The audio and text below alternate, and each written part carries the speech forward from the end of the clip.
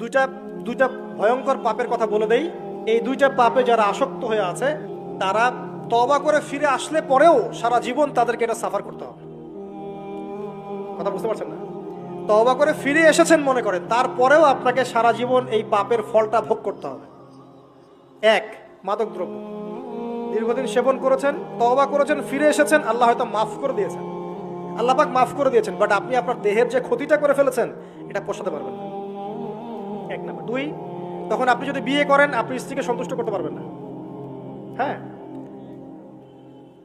দুই নাম্বার হচ্ছে এই যে গোপনে যুবকরা যে পাপটা করে, মাস্টারবেশন, যেটাকে আমরা বলি হস্তমৈথুন, এই পাপ যেসব যুবকরা করছে বা করে, এবং অ্যাভেলেবেল এই পাপটা সবাই করে, কারণ এখন পর্নের যুগ, পর্ন দেখলে তো আর কোনো উপায় নাই, তখন তো এই পথেই যেতে হচ্ছে, নিজের উপরে নিজেকে জুলুম করতে হচ্ছে।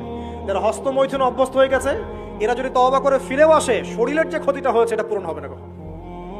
এখানে আপনার দেহের ক্ষতি, আপনার মস্তিষ্কের ক্ষতি, আপনার পরিবারের ক্ষতি, এমন আপনি যদি পরবর্তীতে গিয়ে পরিবার গঠন করতে চান আপনি সুখী পরিবারও গঠন করতে পারবেন না, কারণ ভিতর থেকে আপনি নিজেকে শেষ করে ফেলেছেন।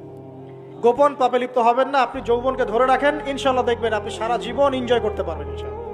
কিন্তু যদি এখন নিজেকে শেষ করে ফেলেন, এখন নিজেকে শেষ করে ফেললে আপনি বিয়ে করলে পরেও দেখবেন আপনি পস্তাচ্ছেন। ওই যে কলিকাতা হারবালে যেতে হবে, তো মডার্ন হারবালে দৌড় দিতে হবে। আর সব হারবাল টারবাল খেয়ে লাভ হয় না। কারণ কি? কারণ আল্লাহ প্রদত্ত যে নেয়ামত সেটা আপনি নষ্ট করে ফেলেছেন, এখন এইটা আর আপনি ক্ষতিপূরণ দিতে পারবেন না। অতএব জীবনটাকে সিরিয়াসলি নেন। দেখেন, আমার মতো বয়সে, আমার চেয়ে প্রায় 10 বছর বয়স আগেই তারেক বিন জিয়াদ স্পেন জয় করেছিল। আমার যে বয়স এখন চলছে 30 পার হয়ে গেছে, এর চেয়ে আরো প্রায় 10 বছর আগে মোহাম্মদ বিন কাসিম এই সিন্ধু জয় করেছিল। এখন যে ইসলাম আপনি ভোগ করছেন এটা তাদের ফল, তাদের এই জিহাদের ফল। তো এখন আমাদের এই যে 20 বছর 30 বছরের যুব সমাজের দিকে তাকায় দেখেন, একবার তাকায় দেখেন, চেহারাগুলো একটু দেখেন, চেহারা দেখেন, এক একটা চেহারা দেখেন, চেহারায় নূর নাই, নষ্ট হয়ে গেছে, নামাজ নাই, চোখগুলো বসে যাচ্ছে, কারণ সারা রাত জেগে থাকছে। ওই যে টিকটক টিকটক টিকটক সারা রাত, হ্যাঁ সারা রাত ফোনে, সারা রাত গল্প গুজব। রাত্রেবেলা দেখবেন, রাত্রেবেলা শহর যেন জীবিত হচ্ছে, রাত্রেবেলা ক্যারাম খেলে, রাত্রে লুডো খেলে, রাত্রে